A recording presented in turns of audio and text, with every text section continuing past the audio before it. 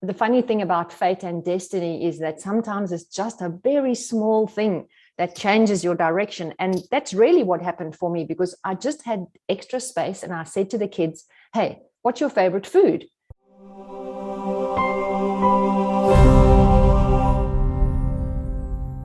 Today's guest research focus shifted from psychological to nutritional neuroscience upon discovering nutrition's critical role in mental well-being while completing a master's in psychology. She's a regular featured expert in the media, and her 2 books are available in 4 languages. Using her background in psychology, combined with evidence-based nutritional neuroscience and neurological strategies, she supports behavior change and stress resilience within corporates and for individuals who want to optimize their brain health. This can be done via online courses, workshops, and tailored events internationally. Welcome to the show, Delia. How are you doing? I'm well, Toby. Thank you very much. Oh, my goodness, that's a long introduction. I was like, oh yeah, I have to just read everything now because you've done so much work as in with, with food, with nutrition, with brain health, and I think you deserve that long introduction. Thank you so much Thank you. Thank you so much for joining me today on this episode of Mirror Talk. I really appreciate your time, and I appreciate, the way we were able to, organize all of this and make it happen at the end. I'm so excited to be speaking with you right now. Thank you so much. Thank you for the opportunity, Toby. As we said earlier, you in your midnight and I'm in your tomorrow. So you've made a big effort. Thank you as well. Thank you. So please, I would love us to, start out with your life and your career journey so far. That I find very fascinating, from your master's to your PhD. What was the motivation behind that? What made you study clinical psychology and then later switching to neuroscience? It's a good question. And actually, I was talking to somebody about it yesterday. What makes people study psychology? And the person said to me, oh, people that study psychology are always funny in the head. And I said, that's not true. I said, people study psychology for lots of different reasons. Yeah. And I think for me, I was curious about what made people do what they do. That's one of the things. And my childhood kind of like led me to do that. So I was busy trying to find out why children were underachieving at school. The kids where the teacher says and the parents say, this child should be doing so well at school, and they're just not. And so I was looking at the psychological variables that underpinned underachievement. And I was looking at how to help these children become motivated and study more and all of the normal, boring things that people do.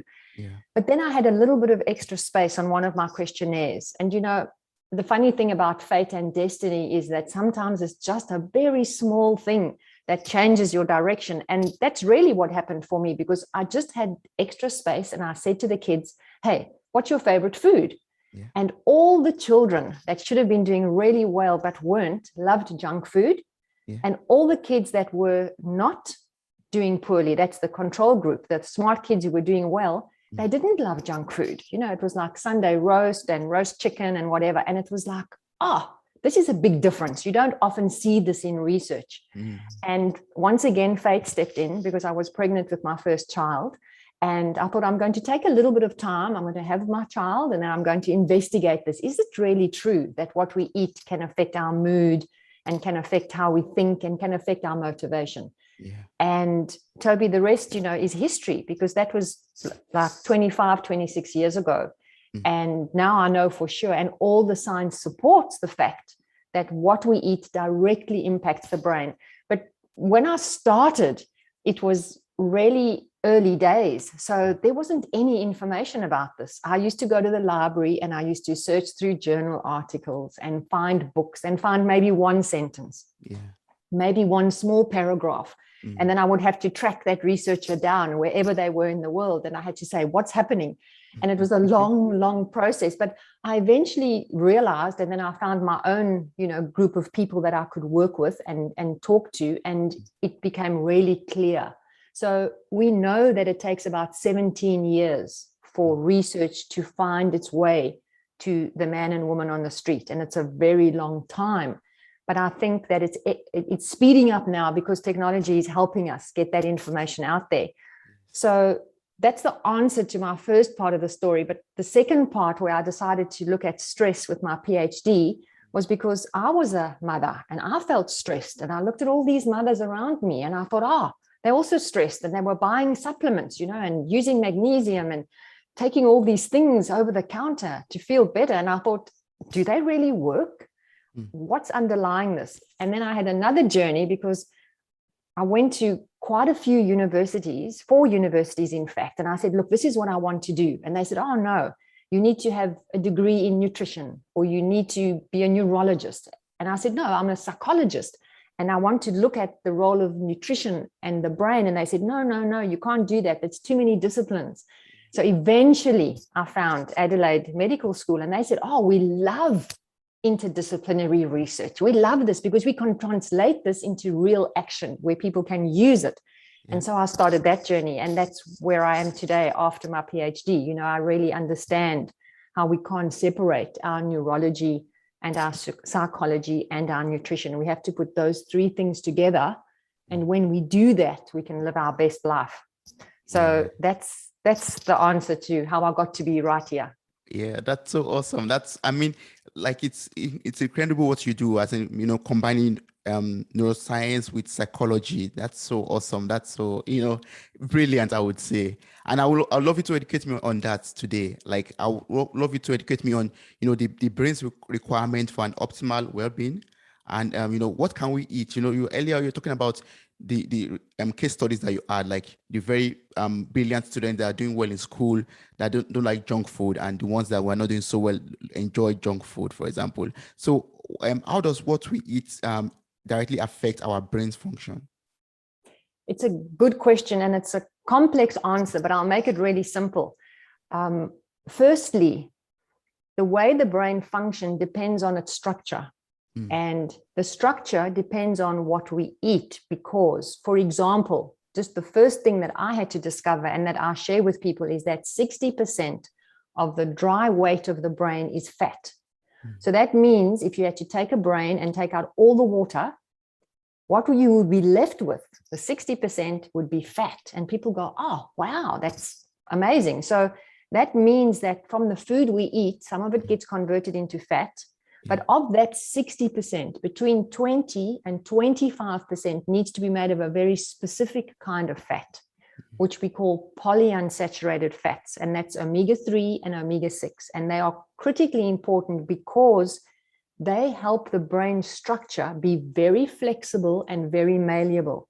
So that means it can respond very quickly to input from the outside world, from the environment. It can respond, and it also responds quickly from what's going on in the body. So that's the structure. Now, apart from that, it needs energy. And the brain's preferred source of energy is carbohydrates. We can use fat if we don't have carbohydrates, but it prefers carbohydrates because it's a lot easier to use carbohydrates. And that's a little bit of complexity, but let's just take the carb conversation for now. So when we have enough carbohydrates, the brain can now make energy in the mitochondria within the cells. If we don't have enough carbohydrates, the brain runs on empty. And that's a problem because we've got nowhere to store energy in the brain. It's too small. Yes. We can store energy on the body. We all know that we can get fat, and that's stored energy. But in the brain, there's no place to store energy. So if we don't have enough carbohydrates, then people get, for example, irritable, what we call cranky. They, the other word is hangry. They're hungry and they're angry, so they become aggressive. They don't think clearly. And that's because the brain is saying, hey, I need food. There's no food. There's no storage here. I need it. The other thing that comes with carbohydrates are the nutrients that are required for the neurotransmitters to be created. And we also get that from protein. So the neurotransmitters need to be in the brain so that the cells can communicate with each other. And then when they communicate, they can say things like, the external world is telling me to do X, like wake up in the morning or exercise or whatever it is. And the neurotransmitters can take that information and translate it into action within the brain. So that's basically the role of fats and carbohydrates and protein. And when people restrict any of those things and their digestion is impacted, it means that the brain is directly impacted, because that means the structure isn't correct. So the brain isn't flexible. It doesn't have the right kinds of fat.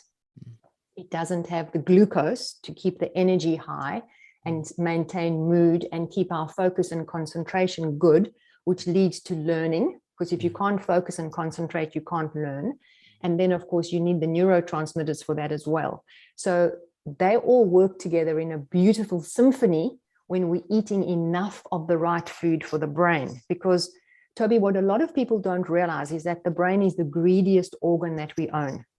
It uses upwards of 20% of the carbohydrates that we consume, 20%, and it's only 2% of the body weight.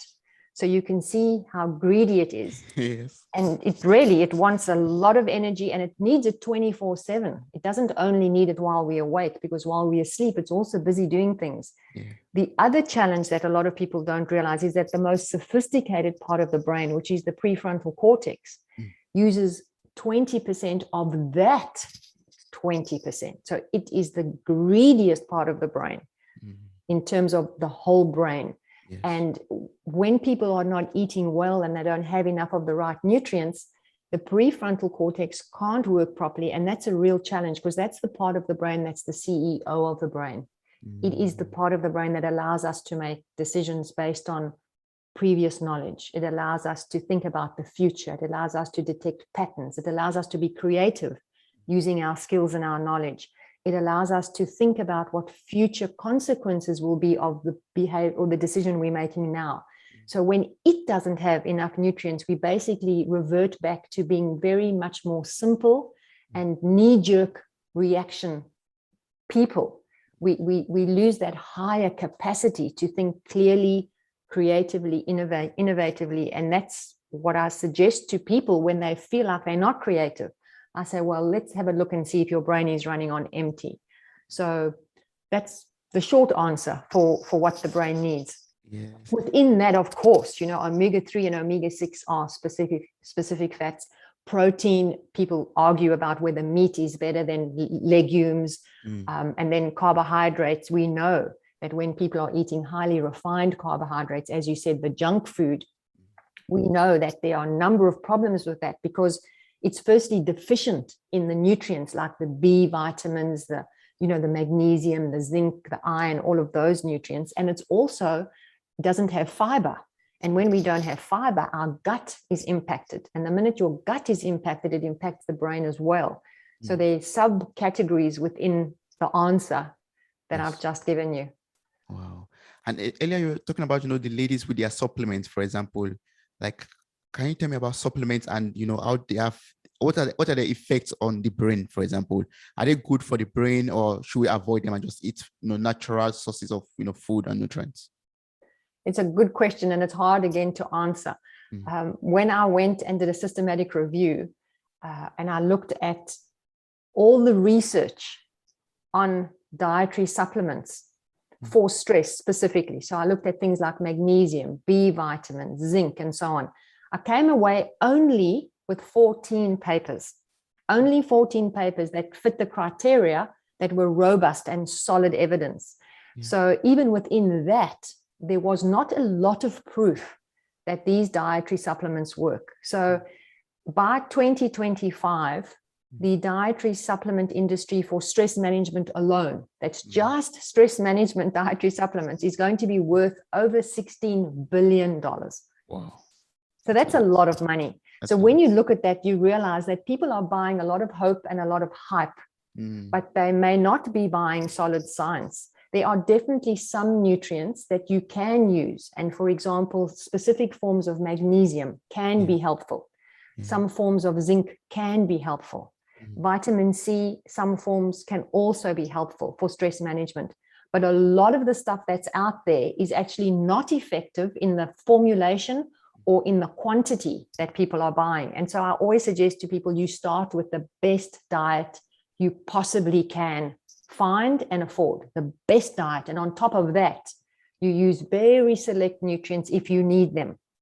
And the best way to find out whether you need them is to do a blood test with a functional practitioner, because they can see whether you have enough or not. And even then, sometimes those tests don't tell you exactly. I look at people's behavior and how they're sleeping and how they're feeling generally and their energy levels. That often tells you a lot more about what they're deficient in, because you look at their life and you look at how they feel and you look at their, their thought patterns. There are all these things to bring into the discussion. Yes. And then you can make a decision. So once again, I'm sorry, it's not a simple answer, but that's what we know for sure now. Yes. And one thing that is totally new to me that I've learned today is that 20% of what we eat is being required by the brain, to function, and 20% of the 20% is required by the CEO or of the brain to perform its function throughout the our life cycle. Like when we're sleeping, when we're awake, anytime it needs 20% of the 20% of what the brain needs to function all the time. So now I'm so inspired to want to feed my brain with the best quality of food ever. So is there like an amount of carbohydrate that we are required to eat every day so that the brain can get enough 20% out of it to function? Or are there like amount of nutrients that we're supposed to eat that's advisable, recommendable by the health nutritionalist? Okay, once again, it's a little bit complicated to answer. I feel like every question is a complex one to answer, but this is actually quite a simple one to answer. The most important thing to keep in mind is we need to eat enough to keep us healthy, to keep us full of energy, and to keep our weight stable. So, when people ask me about carbohydrates, I say you eat enough so that you don't start carrying them around as energy storage. Yes. So the minute people are overweight, they're either eating too much of the right carbs or too much of the bad carbs. And generally, well, I can probably say 99.9% of the time, they're eating of the bad carbs, because those are the ones that don't satisfy us. When we eat the right kinds of carbs that are full of fiber, they're full of nutrients, our brain registers that we're full before we overeat. And that's great, because that's a natural inbuilt mechanism for stopping us from eating too much. And then we stop eating and we don't carry, excess storage on our body. And then we can live a happy life. So I suggest the person that, like a young man, for example, who's out and about, he's very physically active, he goes to the gym, he, doesn't sit on the couch watching Netflix all day, he's out and about living his life, he will need a lot more carbs than the person who sits at their desk all day, doesn't do any exercise. That person isn't healthily minded in any case. So we have to look at our lifestyle, and that will tell us how many of the carbs we need. And if we're eating the right kinds of carbs, we're also getting a whole lot of other nutrients with the carbs. So then we don't have to worry about missing out on them. And then as far as protein goes, there's lots of different theories about, which protein is best. Some people believe that you have to have animal protein. There are lots of people who have lived very healthy lives in many different cultures that have only eaten plant forms of protein. So that can also be a solution for people who don't want to eat animal flesh. And then, of course, as far as the fats go, you need more fat than you think you do if you're very physically active, because the body can also use those fats as a form of fuel to give you energy. But the omega-3 and the omega-6 are different. You need them on top of everything else that you're eating, because the body needs them for so many different functions, including the brain. So I suggest to people that they eat a lot of nuts and seeds, specifically seeds like hemp seeds, seeds like flax seeds, sunflower seeds, sesame seeds. They crush them up and they eat them. And when people go to my website and they opt into my newsletter and email list, I send them a gift that has got a supplement inside that gives you the perfect ratio of omega-3 to omega-6. So if anyone wants to know what I use, they can do that. And I don't sell it and I don't get any money for it. I've just been using it since I discovered it, because it's the best one in the world. I can't find a better one. And it's a perfect ratio, Toby, between omega-3 and omega-6. Yes. And it's also produced in an environment where the fats don't become damaged, because that's the other secret about these omega-3 and omega-6 fats. They get damaged very easily by light, heat, and oxygen, because they're very delicate and their biochemical makeup makes them very susceptible to damage from those elements. And they're very sensitive and sophisticated because of the job they do in the brain, because of their double bonds. So without getting into biochemistry, listeners can just know that they're very delicate. So just buying them off the shelf from any old person doesn't work. You have to really be sure you're consuming the right kind.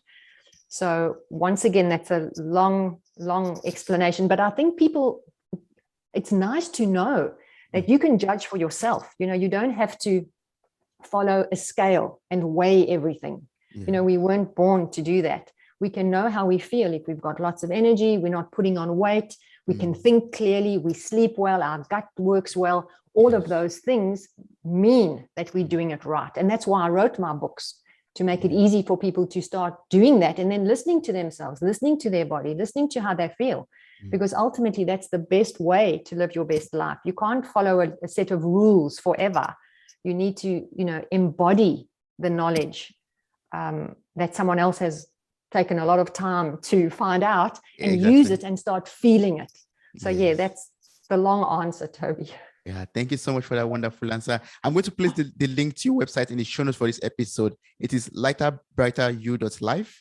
It will be That's in the show notes of this episode, and anyone can, subscribe to the newsletter and get this supplement, or get this newsletter and information about the nutrients that one could take use of. Yes, and then I've also put some recipes in there. So for 3 days, if they follow those recipes, they'll start feeling better. They'll start saying, wow, I feel lighter and I feel brighter, because everybody wants to feel their best. People want to feel like they've got a lot of energy. We don't want to feel like we're carrying all these burdens, and our body can feel like a burden. And someone asked me a question a while ago, and it was a funny question, but it was a good answer. And I'll give you the answer here, because this is how I would like everybody to feel, that you don't feel your body.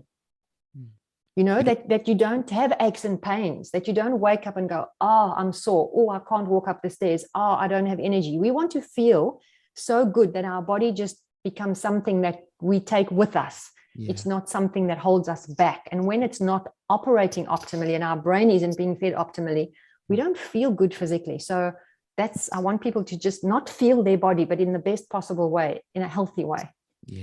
Yes, that's good. And that's why I love us to talk about your book right now. Your first book is titled Feed Your Brain, 7 Steps to a Lighter, Brighter You. Yes, I love us to talk about that. Yes. So can you, explain, the science, because this book talks about the science behind nutrition and brain health. So can you tell me more about your book and the science that was explained in the book? Absolutely, Toby. I put the book into 7 steps because 7 steps are easy for people to understand and, run with an action. So that's why the 7 steps are in there. But I thought I needed to write a book to make it easy for people, because it was so hard for me in the beginning to find the truth and to find out how it all worked and to find out why it mattered, to feed the brain well. So I sat down to write this book, and it took me a long time to write it, because I had to go and search for the information, as I told you, and I had to talk to people, and I had to go and, read through journal articles. And it was a long time in being written, but I wrote it to make it very clear for people to understand. So I divided it into the separate sections that those 7 steps are. The first one is related to exercise and sweat and stress and sex and how that impacts the brain. And then I discuss fats and oils in a lot of detail, and I discuss carbohydrates, and I discuss vitamins and minerals, exactly what each one does in the brain. And I discuss the things that the brain doesn't like food additives, which the brain really doesn't enjoy at all. And then I speak about why people get addicted to certain foods. So I go into a lot of detail in each chapter. And at the end of the book, I give some recipes about how to, use that information. But I think for me, this is what a lot of people have come back to tell me about my book, is that it was really easy to read, and that I took the science and I made it uncomplicated. And that was the aim, so that anybody could read it and understand, why what we eat and how what we eat impacts the brain. Yes. So it was meant to be a simple book, because the science out there can be made much more complicated than the person that has no science background has a need to understand. I didn't want to take people down a whole long complicated path, because most people don't want that. Most people just want to know, okay, this is how it works and this is how I fix it. So that's why the first book, focused completely on that, making it simple. And that's the science. And I tell people that with my second book, I took the science and I took it into the kitchen. Yeah. So I said, okay, this is the science. If you don't want to know the science, you don't have to, but the science is solid, and this is how you use it in your kitchen. Yes. And so it's also not about deprivation. I don't tell people, hey, you got to live on kale leaves and carrot sticks. It's not about that. It's about delicious food, because the brain also doesn't want to be deprived. The brain wants to still enjoy food, because we get a lot of sensual satisfaction from the food in our mouth. And that's why it's so easy for processed food to become addicted, because they found out the perfect way to make the mouth feel great. So I make sure that in my book, I do the same thing. The mouth feel is good, but it's all good nutrients. So yes, thank you for asking me about that, because that first book was really a labor of love, because it took a long time and a lot of effort. But when people tell me today how much they enjoy it, I feel that that's a good thing, and I succeeded there. Yeah, that's awesome. Like, I was going to do the reviews on Amazon also, and I was like reading amazing reviews about it. I was like, I have to get this book as soon as possible, also for myself to, walk me through the 7 steps, and also, have a better and lighter self also, like to, give my brain the best of the best that it could get through these 7 steps also. So I did like some, from some of the 7 steps you could walk us through, or should we pick up the book and read through the 7 steps ourselves?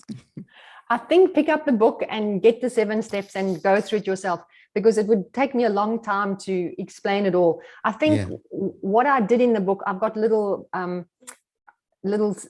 boxes, if I can call it that. And the publisher worked with me nicely there, because I said, look, let's take the more complex science and put it into the little boxes. And if people don't want to read the more complex science, they can just ignore the little boxes. But people tell me that the little boxes are also helpful.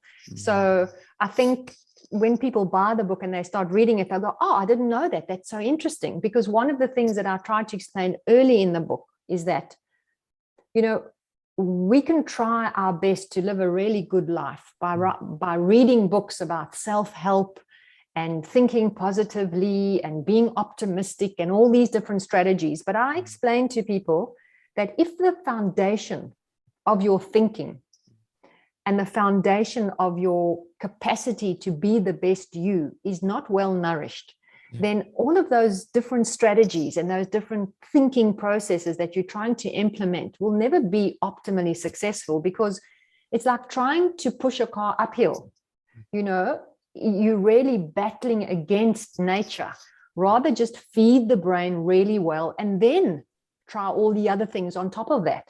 And that's really what made me turn away from psychology, because I knew that it would be much harder for a brain that was malnourished to make the changes necessary to live a good life than if the brain was well nourished. So I didn't want to sit down and start trying to help a person think better thoughts and make better decisions when their brain was well nourished. I thought that was going about the story backwards.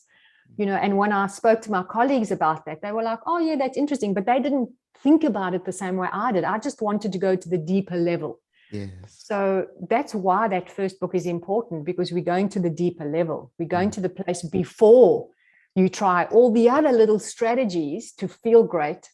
You're going down to the foundation. You're looking at the real, at it from a neuronal perspective. What are the cells doing? Are the cells nourished? Do you have enough of the right nutrients? Because I really don't believe that it's effective to try and tell someone, hey, do this, think this, whatever, when, hey, the brain is battling to function. You're not going to run a long race, if you're not fit.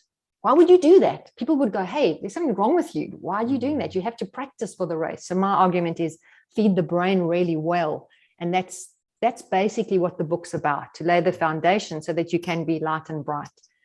So I can't give that to anybody in our chat. They have to read it and go, oh my goodness, I understand now. Yeah, I love that. Like going straight down to the fundamental of the fundamentals of everything.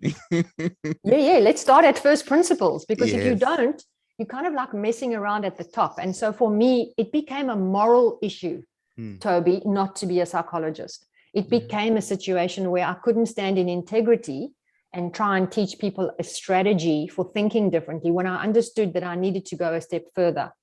So it was an interesting thing for me to make that decision, because I saw colleagues not make that decision, because I couldn't get into their heads to let them see my epiphany. And I had to really turn away from them. And there's only one person that I'm still friends with today out of my whole cohort, because she understood and she thought, Delia's a bit weird, but I still like her. And so she's one of my best friends today. And we often chat about the different paths we took. But, she understands what I'm talking about, and she owns my books, and she practices what I taught her, and she tells her clients about it. Yeah. So, she let me go down the path less traveled. Let's put it that way. Yes. And now you're making impact in the life of thousands and a lot of people all over the world. That's great. Yeah, I think to me that matters. And I think the people that really get it will be the people that run with it and action it.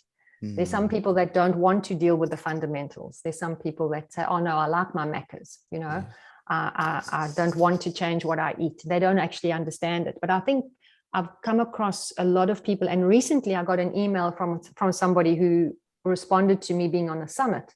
And she said to me that for the first time, she feels as if someone can help her, because this person, me, showed her how you need to look at the whole person and that the brain needs to be nourished. So she has tried a lot of different strategies from a lot of different places, and they haven't worked because she hasn't gone to the foundation. So I think for people who have tried a lot of different strategies to feel better, when they get to that point when they realize those haven't worked, they then go, maybe there's a deeper understanding I need. So those are the kind of people I think that gravitate to me, because somehow the light bulb goes off and they go, that makes sense. Like you said, the foundation. Yes. That's what you just spoke to me already. Like, not only for food or for brain health, like I'm reflecting on that right now. Like for every other part of one's life, one has to always, go down to the roots, to the foundation of everything to be able to, become better or improve, actually. That's one lesson I've learned. Yeah. That's spot on. And I think in today's world, everybody wants the 2-second solution, the sound bite. They want everything to be simple. I think technology has made it that the brain just looks at a situation and thinks, that's going to take too long. I don't want to bother with that. True. But I think, as we get older and maybe as we get wiser, we realize that the true solutions lie at the foundation. And to get there, you really need to do that. So those were wise words of yours, Toby. Yes, for every part of life. Wow, thank you so much, Delia. So now I would love us to go to the kitchen with your second book. It's titled Feed Your Brain, the Cookbook. Let us talk about something much more. Yes, so because I love food, actually, and I always want to nourish my body with healthy food. Like as I grow older, I also want to make it much more healthier and much more healthier. And that's why I'm so grateful that I'm speaking with you right now. So your second book is like a collection of quick, easy, and delicious recipes to keep our brain in tip-top shape. And this is, for me, it's very attractive. So is it possible for us to talk about some of these quick recipes? How can I, as a busy person, make some quick, make some quick things together that are very healthy and very important and very, useful for my brain? Well, the most important thing to do is to make sure that your pantry is well stocked. Okay. Yeah. So when people buy the book, I give them a shopping list, and that shopping list is basically their pantry list. Oh. So they get the pantry list. They just go to my website and get the extra resources, and they get a whole lot of extra things, because you see, the publisher said to me, hey, you've got a page limit. And I was like, oh no, okay, I'll give people extra stuff online so they can go online and get that. So that's the important thing, having the pantry list, you see, because once again, it's down to the foundation. You can't walk into your kitchen and make something healthy really quick if you don't have the raw materials. So we need the raw materials. So once you've got them, that's great. And for myself personally, I go to the organic farmers market every week. And I suggest other people find their local farmers market as well, because then you get fresh produce every week from people who really care about what they grow. Yes. And you make sure that you stock your fridge. So I prep my fridge and my kitchen every Sunday. I take a couple of hours and I make sure everything's ready for the week. So I can open the fridge and make a salad in 5 minutes. Take out, toss together, and there it is. But the secret, Toby, the real secret is the sauces and the dressings, because this is something that most people don't know. Flavor molecules disperse in fat much more effectively than they disperse in water. Okay. So when you're trying to enhance the flavor of your food, you need to have some kind of a dressing or some kind of a sauce to go with it, because otherwise you don't have the capacity, your mouth doesn't have the capacity to make the flavor enhanced, because it's with water, not with fat. So I've got a big section in my book for sauces and dressings. And that's the best way to make bestseller dressing. So people say, oh, salads are boring. I go, no, they're never boring, because you just make a different dressing to go with it. You know, garlic, mustard, maple syrup. I've got ones with artichokes in them. I've got ones with sun-dried tomatoes, all sorts of different salad dressings, all nutrient dense as well, that you pour on your salad. So that's the first step, just keeping that in mind. The second step is whatever carbs you use must be whole carbs. They mustn't be refined. So we use, for example, brown rice. I use things like quinoa. I use things like millet. I use things like polenta, you know, the rough ground polenta. Fantastic as the foundation for more veggies and legumes and stews. This last week, for example, we made a coconut bean dish. And this recipe, Toby, is the fastest recipe in the world. You basically take a big container, you throw into it organic tomato pasta sauce, you throw a tin of coconut cream, you drain some beans, and they can be cannellini beans, barlotti beans, kidney beans. You drain them, you toss them in. You take garlic, you chop it up finely. You take an onion, you chop it up finely, and you take cumin and coriander, you know, the ground spice. You throw it in, you stir it all together. You either put it on a pot on the stove and you simmer for about an hour, and then you take the lid off at the end to reduce the sauce a little bit, or otherwise you bake it in the oven if you have to go out. You bake it in the oven at a low temperature and it cooks beautifully.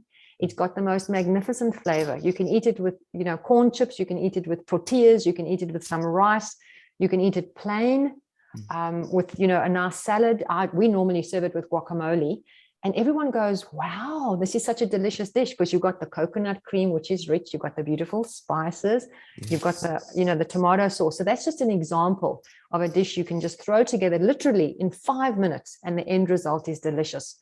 And it's very nutrient dense as well, especially if you chop up some fresh coriander or cilantro into it, and you've got your wonderful guacamole. It's a fantastic meal. So that's the aim of the exercise, to make it quick, simple, delicious. And the leftovers are like refried beans, like the Mexicans eat. And you know, dip that into tortillas and off you go. So that's part of it. And I've got, you know, chocolate ice cream and chocolate sauce and little snacks to make that you can dip into chocolate. And there's no deprivation involved at all. It's all yummy and delicious. And a lot of it's got to do with that fat story, that secret about fat and, you know, mouthfeel. Yes. You know, right now, what's going through my head right now is like my friends listening to this episode later, and they were asking me, Toby, but all of these things, they sound so delicious, so wonderful, but are they cheap to make? Are they affordable to make with all the recipes and everything I mentioned? Look, that's a good question. And I think that a lot of people have asked me that. And you could obviously make it more expensive by making, you know, adding more creams and more sauces and more oils. So you don't have to do everything that I say. But I do need to say that if you eat this way, it may seem a little bit more expensive to start with, but then you don't have doctor's bills, you know? Then you're not going to buy tablets for an aching pain or, you know, headaches and that kind of thing. So you do definitely win in the long run when you eat this way. But it isn't very expensive to eat this way, because I'm not telling people to go and find grass-fed beef. You know, a lot of it is about legumes and unrefined rice and fresh produce. And if you go to the farmer's market, you get it at a good price, and it doesn't wilt quickly. You know, so you can use all of the food that you buy when you buy it fresh. So there are a few ways to answer that question, but no, it does not have to be more expensive. When you buy the oil that I suggest, like extra virgin olive oil, that's organic oil, it will be a little bit more expensive, but you don't use it on everything, because now you don't fry food anymore. So you save a lot of money on frying food. So it definitely can work out exactly the same, maybe a little bit extra, but I'm prepared to go without something to be able to feed myself really well, because I understand the long-term benefits. So good question, but yes, there are workarounds and they work well. They work well, yes. I think you're the best person for me to ask this question. Like, I've always been wondering why, you know, some food that we eat, you know, uplifts our mood, makes us very happy. Why does it happen? Like, why do I eat some kind of food? Sometimes chocolate, for example, and afterwards I'm like so happy, so excited. I've forgotten all the worries in the world, and you know, and some minutes ago, before picking up chocolates, I'm like, down and sad and, so filled with so much anxiety and worries. Why does this happen? And what kind of food, cause all of these kind of effects to our brain or body? Okay, there are two sides to this answer. The first one is that the food may hold some emotional meaning for you. So, when you're a child and your mother made something that you really loved, and that we call that comfort food.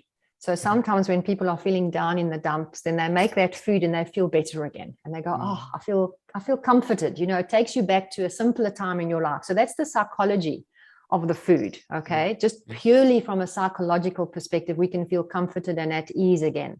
And I think everybody can understand what this means. It's either something that granny made or something that mother made or something that an auntie made. We know that food makes us feel settled. It just takes us back to a time when we felt emotionally good.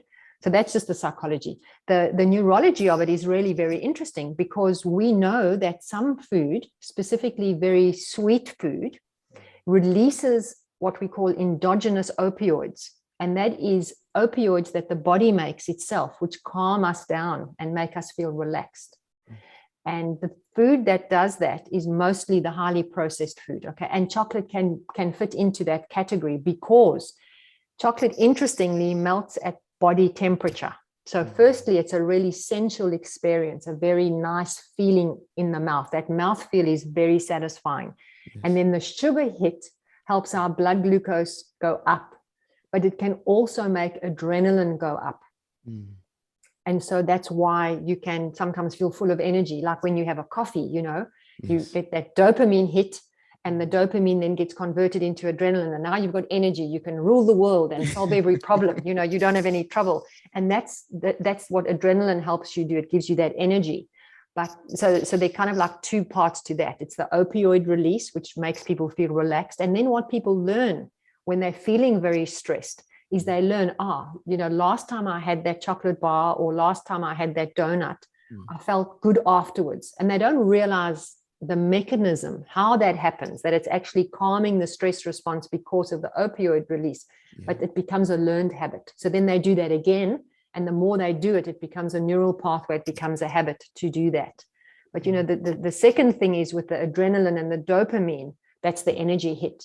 So it's complex, but it's actually simple when you break it down. You either have the emotional, psychological, which now works with the neurological and the nutritional, because those emotions that come along of feeling safe and satisfied change the neurochemistry in the brain, which now feels calm and better and can cope. So you can see, it's a perfect example of how it's all linked together. We can't separate one thing from the other. We can discuss them separately, Toby, but when we look at them, they become an intimately linked issue.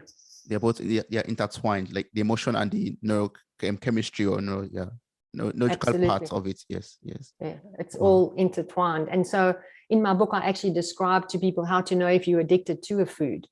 Because sometimes people go, oh, no, I don't have a problem with the food, but they need to eat it every day. And they make an excuse to eat it, and they argue against people who say you shouldn't be eating it. So those are all signs that you become addicted to a food, but for different reasons you become addicted.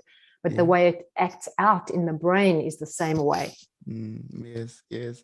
But are there some things that we can eat or ways that we can eat to prevent, things like dementia or depression or anxiety? Like when we go to that extreme, are there things we could do against that?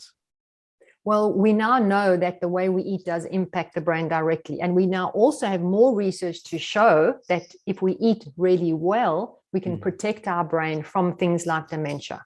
And Alzheimer's is the most common form of dementia. So we know we can do that because there are a number of reasons this happens. When the brain is deprived of nutrients and it suffers nutrient deficiencies, it can't work optimally because its structure gets impacted. Okay, so we know that.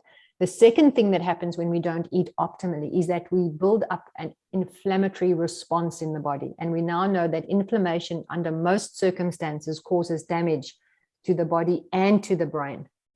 Because the blood-brain barrier that is supposed to be the protection from inflammation in the body gets damaged when we have an inflammatory response in the body, and the body's inflamed, and then it cannot stop the inflammatory compounds from crossing over into the brain over that barrier. So that's the second way that happens. The third way that we impact the brain long term is if our blood glucose is often unstable.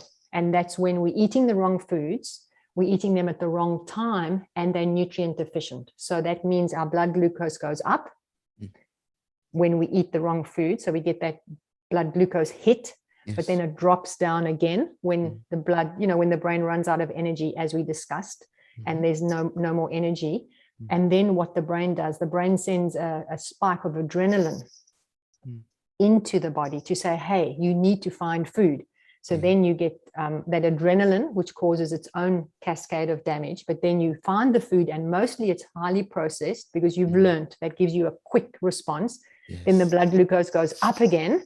Okay, but then because it goes up so quickly, it drops again. So what happens is people over a lifetime, they have this up, down, and that unfortunately is one of the reasons that can lead to type 2 diabetes, which is why we call it a lifestyle disease. And we know that people that have type 2 diabetes have a 50% greater chance of getting Alzheimer's. So we know that it's a direct result of that blood glucose up and down, the constant adrenaline hit, and we now know from a lack of the correct nutrients to keep the blood glucose stable and keep the brain structure and functional optimal. So, these are all these different mechanisms that work towards the Alzheimer's dementia situation, but also with depression, because when people's blood glucose is up, down all the time, their moods become unstable. And so that adrenaline spike also causes, over a long period of time, more cortisol to be released in the body, which increases the inflammation in the body. And when your inflammation is high, there's a greater chance, we now understand, for depression to set in. And, depression, unfortunately, once you've had one bout of depression, it's much easier to have the next bout and the next bout, because you're building a neural pathway for that response to the circumstance you find yourself in. So once again, it's the neurology, and it's the nutrition and the psychology is coming to play. So the aim of the exercise is to make sure that we keep our blood glucose as stable as possible by eating the right kinds of food, because then we limit the chances of blood glucose going up and down and emotional dysregulation in the brain. So that's a little bit of a complex answer, but it all boils down to making sure that our diet is very nutrient dense, which helps support stable blood glucose and energy and weight and, cognitive functioning. It just, the foundation, everything builds on top of that. Yes.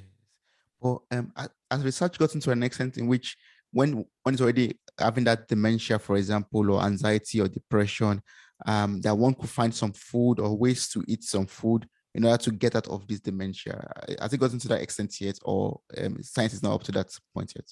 No, there are researchers that have looked at that, and there are some very good case studies of people who have dementia, not very far progressed, but definitely have cognitive decline, who start eating well and start doing the things that you need to do, because it's about eating and about body movement.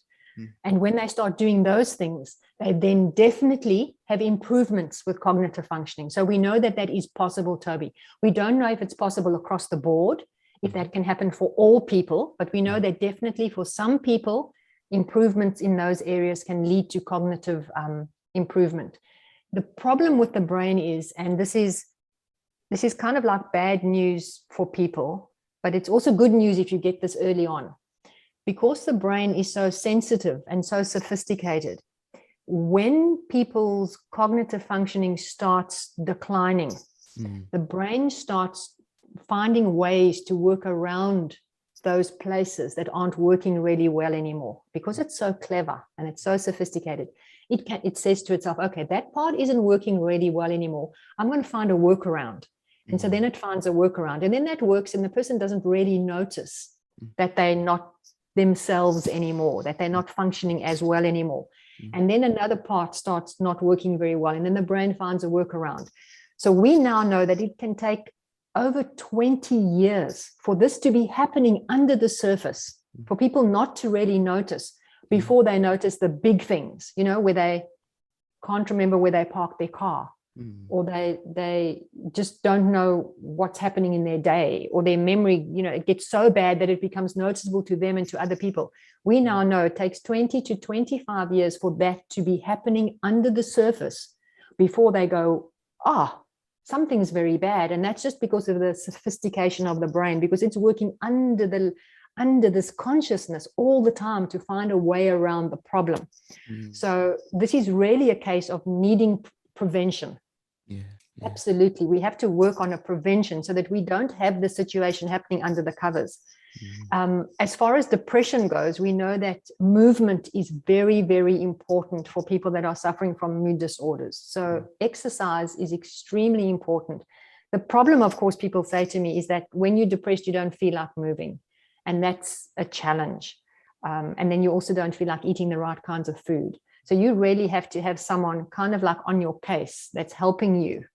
And I suggest that to people if they're really battling with depression, they call a friend or get someone involved in how they're functioning, because that person needs to be there to remind you to do the things that are good for you when you're suffering from anxiety and from depression. And of course, we have to look at the things that are causing that, because people don't just wake up one day and suddenly say, hey, I'm anxious and depressed.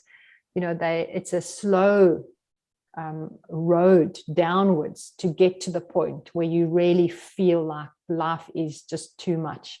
And because of that, we need to also be acting in a preventative way. So obviously looking after our diet gives our brain a good foundation, that we find it's less likely for a person to get terribly depressed when their diet is really good, unless their circumstances are extraordinarily bad.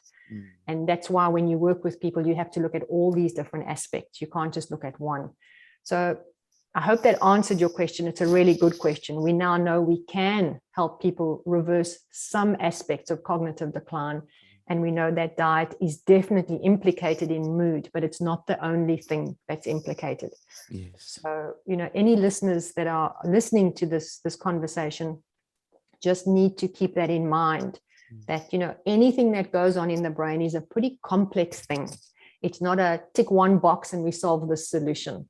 We know that it's a lot more complex, and we have to look at a number of different factors to be able to get someone feeling good again. And it is possible, absolutely. We cannot remove the past and we cannot take away what's happened, but we definitely can step forward with new knowledge and apply that knowledge wisely. Wow, that's a brilliant answer. And it gives hope to also people that are going through this this phase of life, or this sickness or illness, and just knowing that once they can change their nutrition, they could improve a little bit in their dementia or depression or anxiety. Absolutely. And look, as I said before, prevention is definitely the much better option. But, human beings often don't think about prevention. They think about, cure. Yes. And society has trained us to think about cure much more than think about prevention. So anyone that's listening to this podcast and has got this far is the kind of person that's saying to themselves, hey, I think prevention is a good idea, because they wouldn't be listening to this conversation if they didn't feel that way. So I say to them, congratulations, you're on the right path. Yeah. We've been speaking for I don't know how many minutes right now, but it has been a long conversation already, and I still have a lot of questions to ask. I don't know if you still have time. Yes. Ask away, Toby, with pleasure. Yeah, thank you so much. So I'd love to know the benefits of plant-based diet. Like earlier, you were talking about getting the protein maybe from from the grass-fed cows, for example, but it has been proven from from regions and from lots of cultures that deal only with plant-based diets, and they get the amount of proteins that they need. So what are the benefits of just focusing on plant-based diets? Well, one of the benefits of focusing on a plant-based diet is that you get a lot of fiber. And we know that fiber is very important for the gut, because when you have enough fiber, you get a proliferation of the good bacteria, and the good bacteria keep everything in the gut balanced. And one of the important things the good bacteria do, they make sure that the gut lining is intact. And that means that nothing gets into the bloodstream that causes an inflammatory response. And that's very important. So the gut is a very important thing to keep functioning well. And plant-based diet gives you a lot of the nutrients and fiber to be able to do that. The other thing about a plant-based diet is that you don't put on weight with a plant-based diet if you're eating it properly, because you get satisfied quickly. You don't have to keep on eating, because satiation after about 20-25 minutes, your brain says, hey, I'm full now. And then you stop eating. So you don't end up carrying your energy, as we spoke about earlier. So that's another one of the benefits. The other benefit is there's a lot of nutrients in plants, a lot of nutrients, which we call phytonutrients. And many of them, we don't know what they do. We just know that they do good things. We haven't discovered every single phytonutrient and every single thing it does. So that gives us a wide variety of antioxidants, which we need for a busy brain. It gives us a lot of antioxidants that are fat soluble, things like vitamin A, which is actually beta carotene, which we get things from things like carrots and things like pumpkin, for example. We get vitamin E, which is another fat soluble antioxidant. So it's great for the brain, from nuts and seeds. And then we get a lot of the B vitamins from the good carbs and the legumes. And then we get minerals as well, like zinc and magnesium from a lot of those plants as well. So those are some of the advantages. The problem is that some people will still have deficiencies in things like iron, because the kind of iron that we get in plant-based diets is not the kind of iron that is as easily absorbed by the body as iron from animal products. So that's the one disadvantage. The other disadvantage is that if you're a very active person, you may have to eat more regularly, because you will digest the plant-based food that you're eating a lot faster than you will some of the animal products. So that's something else to keep in mind. And once again, this boils down to personal preference, the age that you are, your activity level. Yeah. So I suggest to people, if they're not feeling wonderful, they need to have their bloods done, because if they're deficient in iron, it could be because they're not getting enough iron from the plant-based diet they're eating, and they may need to wisely incorporate some animal products. And I always suggest that they're organic, because pesticides accumulate in fat and they accumulate going up the food chain. So if you eat animals that are not organic, you're getting a concentration of pesticides, which are very bad for the brain. So rather have a little bit less meat, but make sure that it's organic and use it all. So those are some of the answers in relation to plant-based and animal-based. And I know that when people start speaking about this, they get a kind of like religious fervor. The paleo people believe that's the only way to be. And the plant-based vegan people believe that's the only way to be. But the research tells us that the best diet for the brain is based on the Mediterranean diet, which includes good fats. It includes some animal products. It includes a lot of plant-based products and all unrefined. And the blue zone areas in the world where people are long-lived also have that kind of a diet, where there's not 100% focus on only one kind of food. It's a focus on a broad variety of food, most of it from plants and some of it from animals, but wisely chosen. So it's, when I speak to people that are either one or the other, and they're very firm on that, I just bring the science back to what we know. And the science tells us that we need a much more balanced approach in regards to how we feed the brain and the body.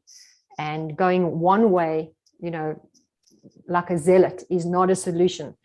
We need to make sure how we feel. We need to think about long-reaching effects of a diet that is deficient in something. We need to have a look at our blood work to make sure what we're deficient in, that we rectify that. And sometimes, I say to people who don't want to touch an animal, but they feel terrible, they feel ill, they can't get better. And I say to them, look, you can't live your full purpose in the world if you're feeling sick. So you can't be trying to fight for whatever you're fighting for and what you believe in if your body and your brain isn't functioning optimally. So sometimes we have to give up something for a bigger goal.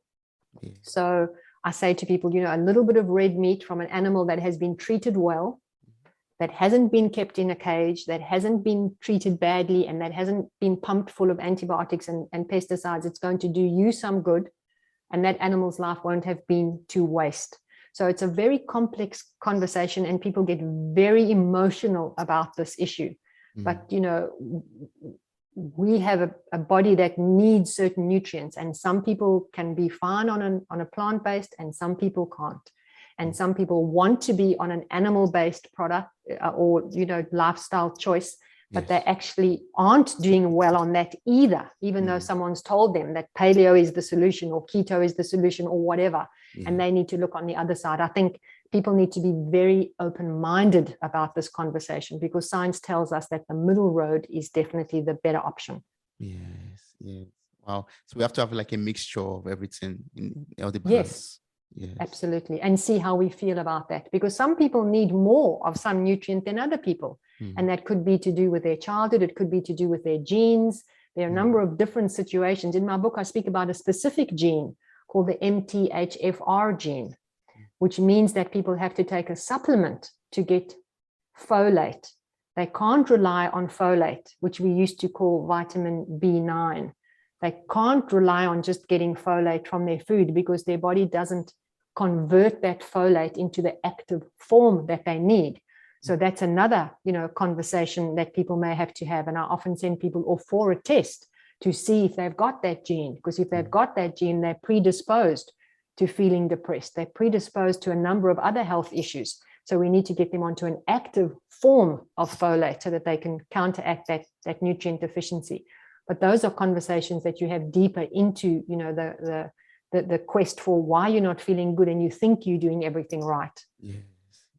Oh, wow. So one can always come over to you to, ask all of these questions, to know what to eat in order to feel better and what not to eat in order to, feel better also. Absolutely. I mean, people can drop me a line and ask me a question, because I find that when people have followed a particular dietary approach for a number of years and they're still not feeling good, they'll send me a message and they'll say, I think I'm doing the right thing. What am I doing wrong? And I'll just reply and I'll say, well, go and read this page in my book, or go and read this blog post or whatever, and go and see, what the truth is. Because mostly when people get to the stage where they're feeling really bad and they think they're doing everything right, they're then open to change. It's when they, in the stage of thinking that they know everything, that they're not at the stage where they are open to saying, hey, maybe I don't know everything. Yes, that's true. Yeah. So now I'd love to switch a little bit to neuro and physiology. Like, okay. I would love you to tell me, to a layman, what is neurophysiology and how can we be neurophysiologically robust? Okay, good question, Toby. You're asking a lot of good questions, but they're complicated. Okay, the first thing, our neurophysiology is basically about everything that goes into making our central nervous system work well. And this is not just between our ears. Our neurophysiology has got to do with our brain, our spine, how our parasympathetic and sympathetic nervous system works, and our vagus nerve. So it's about all of these things combined. So it's about putting it all together as a whole and maximizing its capacity. So that's what I mentioned when I spoke earlier about movement.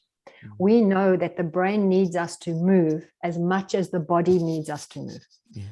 People used to think, we just move and we exercise for our body to stay healthy and strong, but that's not so. We move so that our brain can function well too, because every single time we move, whatever we do with our body, whatever it is that we're doing, we are sending messages to the brain by that movement. And blood is moving to the parts of the brain that is coordinating all this physical movement.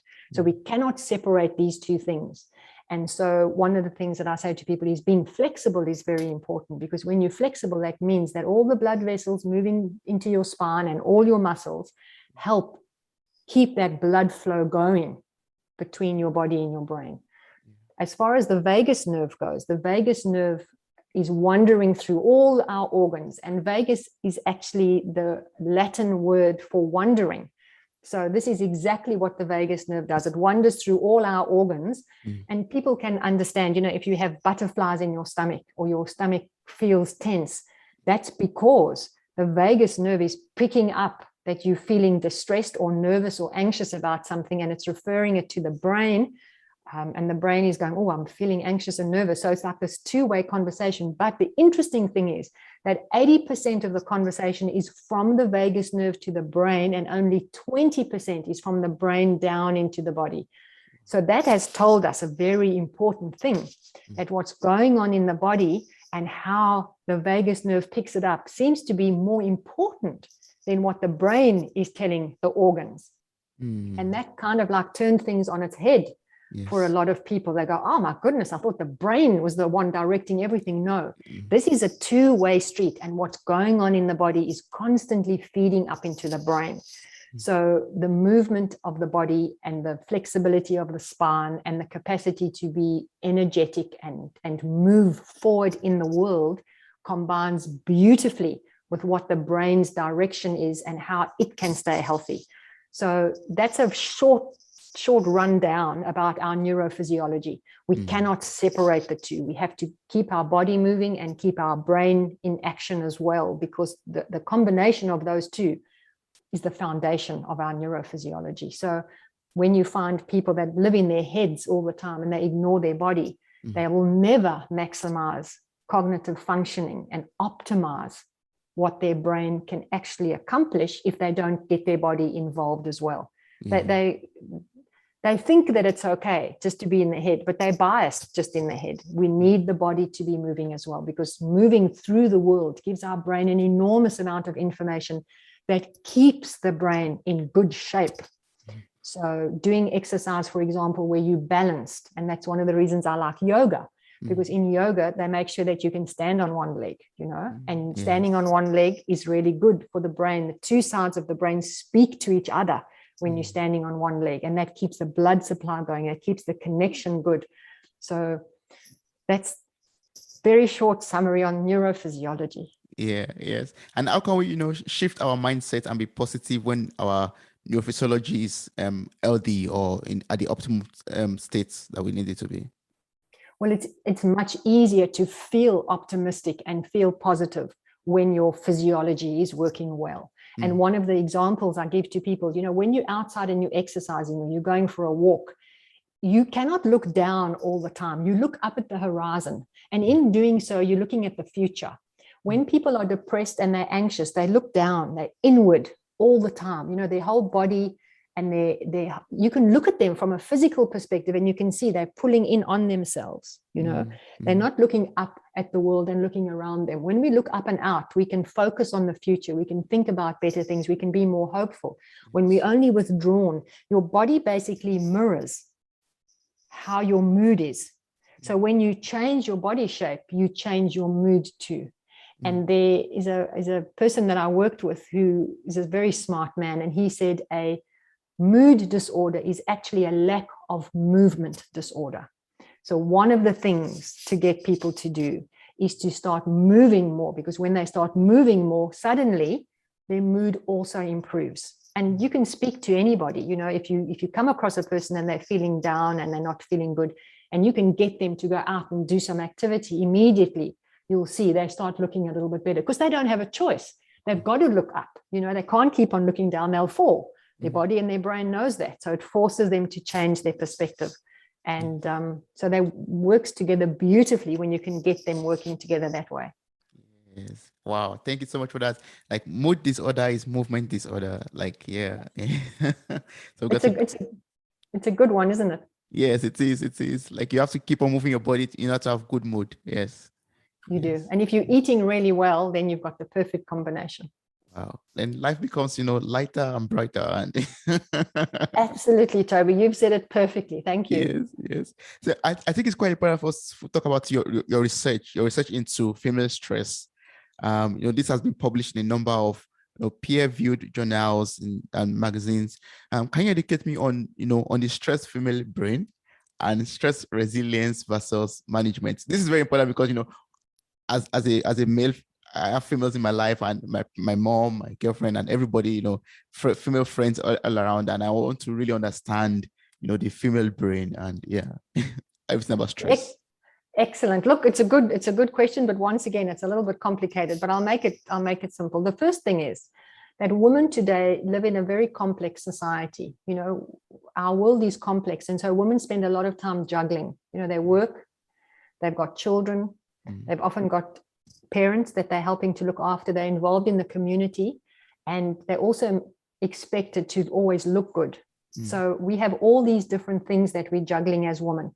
Men also have to juggle some things, but not as much as women, because we're always the primary caretaker of the child, or in most cases, child or children. And we also do more of the domestic tasks. And this has been, a trend. We've done research across this many decades. We know that that hasn't changed. So that's the first thing we call the psychosocial stress. This is in that environment, The second thing that's important is that women have regular hormonal shifts. Men have testosterone that over a lifetime tapers off slowly. But women have reproductive hormones during their reproductive years that fluctuate every single month. And that is estrogen and progesterone. And estrogen is linked to serotonin, and progesterone is linked to GABA. Serotonin is involved in things like appetite regulation, helping us go to sleep, helping us feel safe and secure, helping us feel settled. So when estrogen fluctuates, so does serotonin, impacting all of those factors. When progesterone fluctuates, so does GABA. And GABA is short for gamma-aminobutyric acid. And GABA is involved with also helping us feel calm, helping us feel settled, helping us feel as if we can cope with everything. We feel like we can manage. So obviously, when progesterone fluctuates, so do all the things related to GABA. When women are very stressed, estrogen and progesterone fluctuates in a way that impacts serotonin and GABA really negatively. And so women find themselves feeling more emotional. They feel more moody. They want to eat a whole box of chocolates plus another one. They're cranky. They feel like they're not okay. They don't feel settled. They get aggressive and irritable. And that is the challenge with the stressed female brain in relation to hormones. The third thing to keep in mind is that the stressed female brain experiences stress in a different way, because what happens is that the limbic system in the female brain, that's the emotional center, is more interconnected than in the male brain. So the female brain is more emotional, if I can put it in layman's terms. So a woman will get more upset about something that they perceive as being unfair, or they'll get distressed about something that they see that they just feel emotional about things more regularly than men do. They also think about things for a lot longer than men do. So a woman will have a problem and she'll think about this maybe for a week, and she'll mention it to the male in her life, and he'll go, oh, well, this is how you fix it. Then in 2 weeks' time, she'll mention it again, and he'll go, but isn't it finished? Haven't you solved it? And she'll go, no, because I thought about this, and I thought about that, and I thought about that repercussion, So men find it hard to understand why women can what we call ruminate about something. We can think about something for months and not find a solution, whereas the male has moved on and doesn't even remember the thing anymore. And that's just because our limbic system is very much more interconnected versus the male limbic system. The challenge is that the hormones work with the limbic system. So now we have an interaction with hormones that are fluctuating and a very much more emotional limbic system, which is why at certain times of the month, women will get more emotional. They'll get, more irritable. They'll feel upset. They'll be very sensitive and take everything personally. It's because their tightly connected limbic system is now working with these hormones that are fluctuating and leaving them feeling vulnerable or irritable or frustrated or whatever it is because of this interconnection. So when men understand this, it makes it much easier for women, because instead of saying, oh, you're just hormonal, he can think to himself, hold on a second, this is her brain, her beautiful, unique brain working in this way at this time. And I don't have to get, cranky with her. I just have to understand this is a neurobiological and neurochemical reaction that's happening in her brain. And it's not going to be forever. It's just going to be at this time. So those are the three things: the psychosocial, the limbic system being heightened, heightened connectivity, and the hormones. But there is one more, and this relates to childhood. Women that have had a challenging childhood where they have felt unsafe physically or emotionally, they can grow up and be more stress sensitive than women that didn't have that experience. So when I work with women, I find out what their childhood was like, because if their childhood was very stressed and they felt physically or emotionally in danger, then the brain makes changes, and those changes last across a lifetime.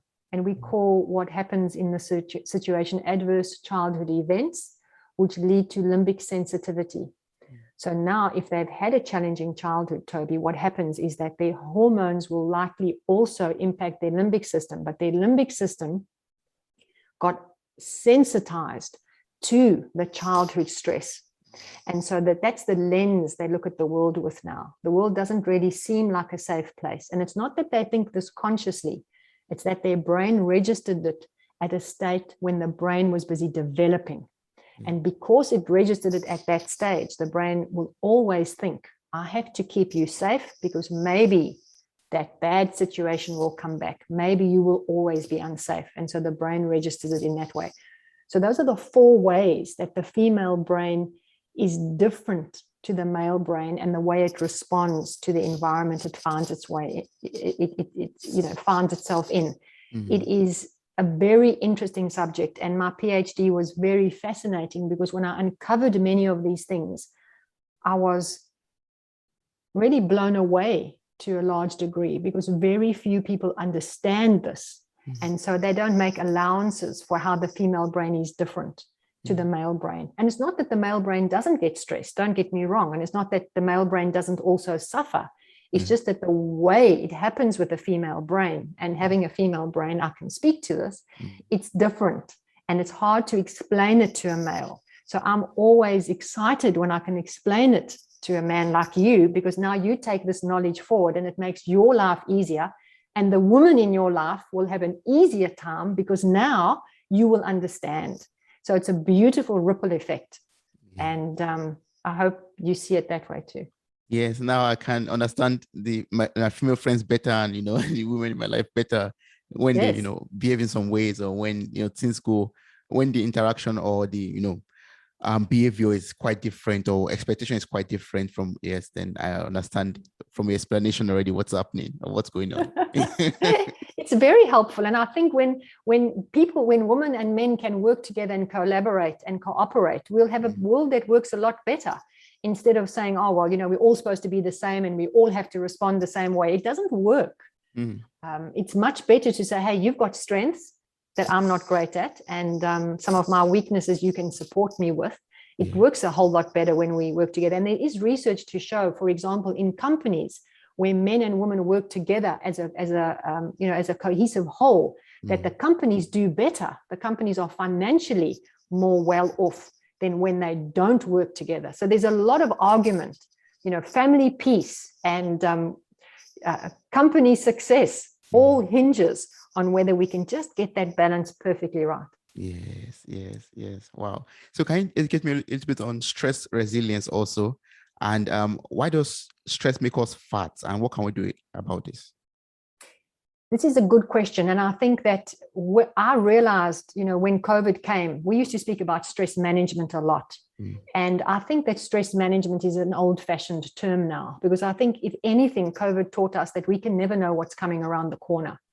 And I think that that's why we need to become stress resilient. We need to actually step up and become capable of coping with whatever comes our way. We can't just say, oh, well, we're going to manage this thing, because we don't know what the next thing is coming.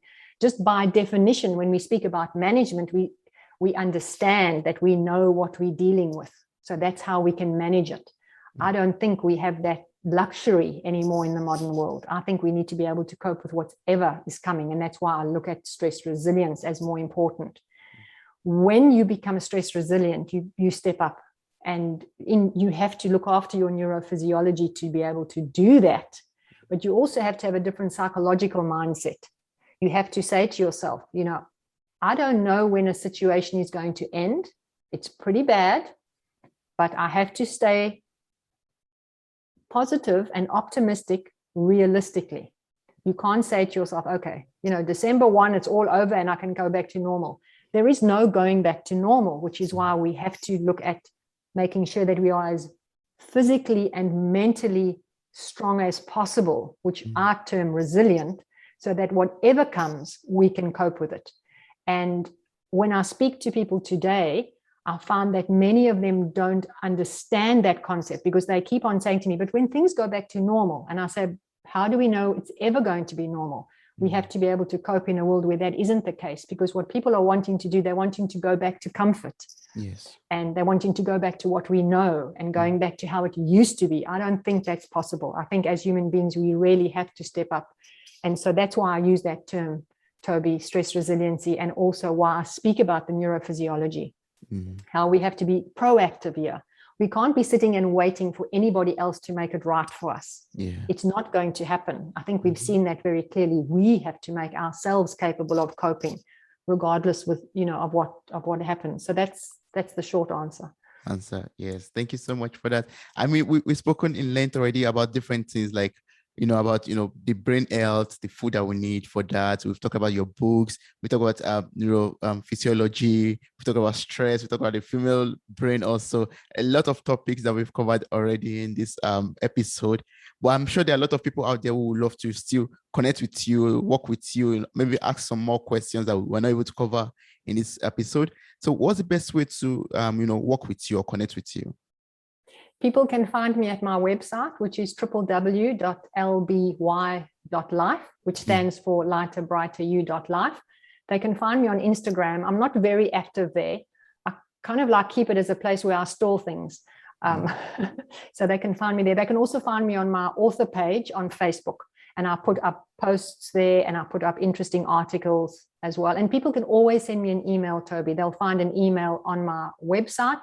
And if they want to work with me, they can go to my contact page and they can see how they can work with me there as well. So because of technology, I can work with people anywhere in the world. Hopefully not always at midnight, like with you. But yes, technology has allowed me to do that with people. So there are a number of ways that people can find me. And I suggest that, as you said, if people have a question that I didn't answer or they want more detail about that, they just need to send me an email and I'll happily reply. That's awesome. So I'm going to place all of your information in the show notes for this episode. And I encourage everyone to just copy the one that is appropriate or the one that's suitable and get across to you to work with you, connect with you, buy your books, and maybe also download the extra resources from your website. Also, that's very important. Absolutely, yes. Those go with the book. And so those are the information that I couldn't put in the book because the publisher said, no, limit, no more. And I said, oh, no, I want more. So I put it in the extra resources. But my opt-in gift is a very good place to start because people can get to understand me a little bit more there. They can see the recipes and the food, and then they can get a feeling for how I share information. Yes, that's awesome. That's great. I want to say thank you so much for everything I've been able to learn from you today. I feel like just going on and on, asking you more questions and more questions, but you've given me more than enough to, to reflect on, to go back and sit back and, improve my life on the way I eat, the way I see things and people, and, the way I, relate with the females in my life, for example, also, and, the way I deal with stress also. That's a lot of things I've taken from this episode for myself. Thank you so much for that. I really appreciate it. Toby, it's been an absolute pleasure. Thank you. It's lovely to talk to someone who's so curious and who wants to know more and who wants to apply that knowledge. And, it's a very good word that you used, reflection. If people can listen to this podcast and they can reflect on it, because sometimes we need to sit with some information and some truth, before we act on it. But then when you act on it, I want to tell people that they will make a difference for their whole life.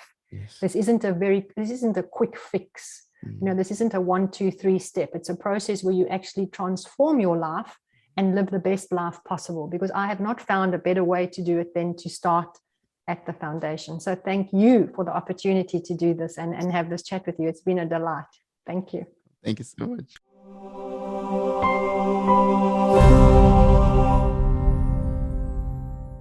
Hey there, podcast enthusiasts. Are you ready to add a little sparkle to your day? If you're loving the insightful conversations and captivating stories on Mirror Talk Podcast, here's a friendly nudge to hit that subscribe button. By subscribing, you'll never miss out on the empowering messages and thought-provoking discussions we bring to your ears. But wait, there's more. We're all about spreading positivity and inspiration, and you can be a part of it too. How? By sharing the love with your friends and family. Share this episode with your loved ones, and let's create a ripple effect of empowerment and growth together. And hey, if you've been enjoying what you hear, why not take a moment to leave us a glowing 5-star review? Your feedback fuels our passion to keep delivering content that resonates with you. So hit that subscribe button, share the love, and leave us a review. Let's keep the conversation going and spread the Mirror Talk magic far and wide. Thanks for tuning in, and remember, your support means the world to us.